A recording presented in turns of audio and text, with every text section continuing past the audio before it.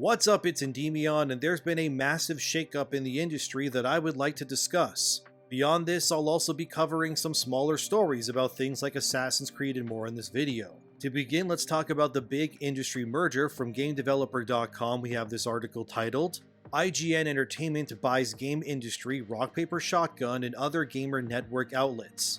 This merger has resulted in IGN's parent company Ziff Davis effectively owning a large chunk of the gaming industry's journalism sphere. This has also resulted in layoffs across the board as well, although currently we don't know the full extent of those impacted. We do know for sure that places like Game Industry's managing editor Brendan Sinclair was let go, as well as others too.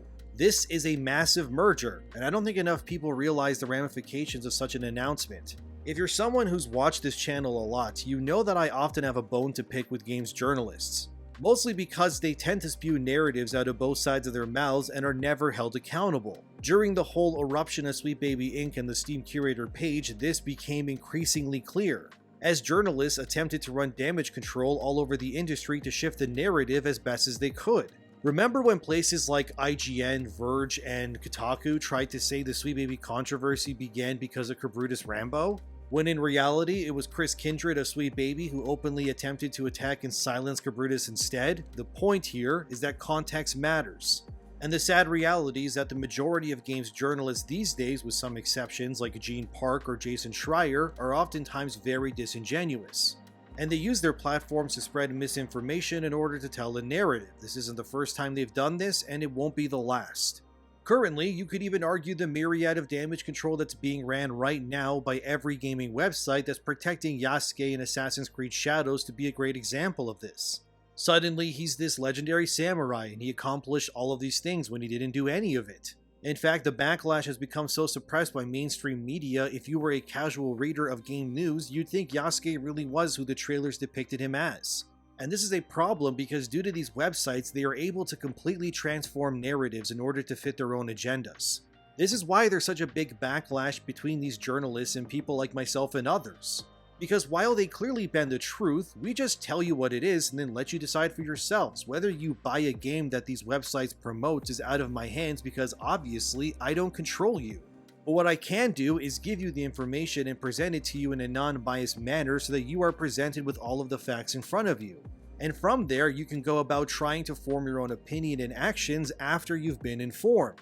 The problem with this merger, in my opinion, is that this is how content and narratives get controlled even further. Of course, I'm not saying that IGN's editors had any hand in actually acquiring these other websites. This was clearly done by the executives who feed off the disinformation and ad revenue generated from all of these websites that they own. However, in the world of business, a very good way of ensuring your product sells is to buy any competition around you and then effectively just run them into the ground.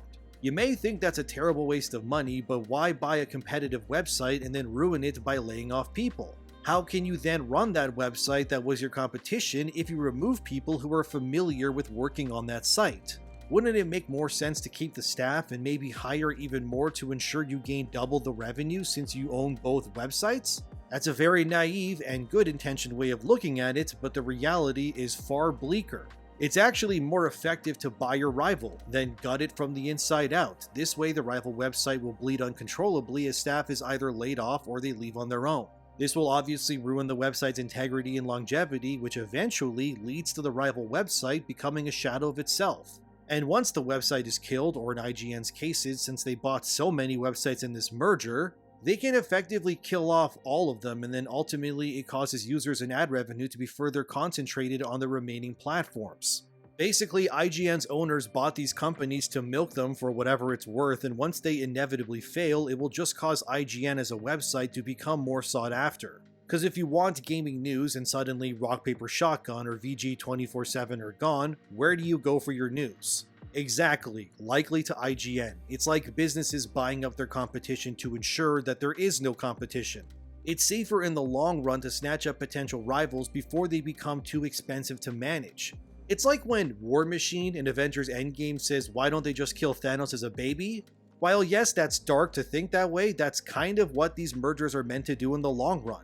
I remember my girlfriend telling me about smartwatches and how Google ruined Fitbit, and when I looked into it, yeah, that was sort of the same case. I don't even blame Google for doing this really, it's business after all. They literally bought Fitbit and customers started noticing that their products that they were using that were made by Fitbit strangely started to get worse after Google bought them. Things like music was no longer able to be downloaded onto your Fitbit watch. Then Fitbit told customers instead of being able to download music, you could use the Deezer and Pandora apps to play music on your Fitbit instead. Well, then they got rid of that functionality as well, where they said this: Pandora and Deezer will be removed as of March 31st, 2023. This means you will no longer be able to download Pandora stations or add Deezer playlists to your device. Nor will you be able to play anything that you have previously downloaded. We're sorry for any inconvenience. Please contact support if you need help managing your account. Now the smartwatches coming out of Fitbit don't even support most third-party apps, and now the watches won't support offline music usage either, which was a big selling point for that watch to begin with. The point here is that what Google did effectively was buy their competitor and then quickly went ahead and ruined the entire company's product to ensure that Fitbit was no longer a viable option going forward for consumers. Which then leads those consumers to go, well, what do I do now? I want a smartwatch so that I can count my steps, my calories, and so on. Well, you can go buy a Google Pixel smartwatch instead, which coincidentally does all the things that Fitbit used to be able to do.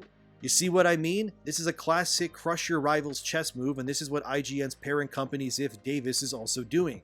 You're going to likely see all of the websites that Ziff Davis owns besides their main platforms like IGN getting progressively worse as time goes on. This then brings into question the other big problem with all of this, which is the censorship of information and the ethical standards of journalism. Yeah, I know, saying IGN and ethical journalism in the same sentence is kind of ridiculous, but that already proves my point pretty much. The truth is that we know IGN is ran by corporate parasites that push fabricated narratives and they virtue signal whenever they can as well. For example, recently IGN posted an article saying when Arcane Austin was shut down, their game praying the people who work there have an indestructible spirit. And that Arcane Austin was so important to the gaming industry and what they contributed will be remembered for years to come. But fans were quick to point out that IGN also gave Prey, when it released, a 4 out of 10 because the game had a game-breaking glitch that didn't allow its reviewer to beat the game. So they scored the game low on purpose and then used that low score to strong-arm Arcane into fixing the issue before they would change their score. They effectively jangled a higher review score in the face of overworked developers and went, "Dance monkey, or I'll tank your studio." Of course, now since the narrative surrounding Arcane Austin and the other companies Microsoft shut down has come and gone, IGN, like the corporate chameleons they are, suddenly changed their narratives in order to fit new trends. Now instead of being the studio that made a game that broke a reviewer's playthrough and made Redfall, Arcane Austin is now a studio that will be known for having an indestructible spirit. Yeah, okay IGN, whatever you say. This article reads like a mob boss speaking at their goon's funeral, knowing full well they were the ones who killed the goon to begin with. And this problem permeates into other facets of the cultural collective consciousness as well. Considering IGN, as we all know, is a very progressive and woke, for lack of a better term, gaming news outlet. They champion whatever is politically correct, and I guarantee you, if being an American flag-loving patriot was politically correct right now, IGN would be that too. They are into whatever their parent company is, and they will say and do whatever is needed in order to ensure they exist and companies shower them in ad revenue. But my other big issue with Ziff Davis owning all these companies is obviously once you become a part of a larger corporation, their code of ethics will come down on you. Meaning you're about to see even more of the gaming industry effectively becoming an even smaller echo chamber that says and thinks the same way. Rock, Paper, Shotgun and others, if they even exist within a year or two, will just become parrots that say whatever IGN does. If IGN virtue signals, these other websites will have to fall in line and do the same.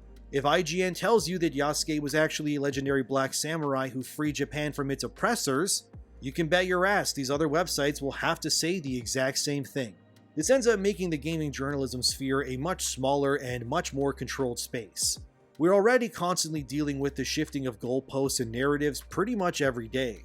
But how can you trust these websites and what they say knowing they're all owned by the same people now? You're never going to get an honest take from an IGN editor, especially not from someone working on one of their smaller websites.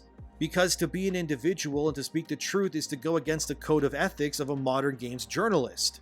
It's never been about celebrating games, it's always been about controlling them and to a further extent the players and customers out there too. They will use their influence to normalize and bludgeon their competition until they're the last one standing. Oh wow, so more info just came out, and now we got an even clearer picture of exactly what Ziff Davis essentially has bought with this merger. So websites like Eurogamer, Dicebreaker, GameIndustry.biz, and VG247 are now owned by IGN's parent company.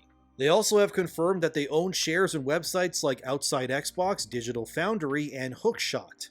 And beyond those included places like Nintendo Life, Push Square, Pure Xbox, and Time Extension.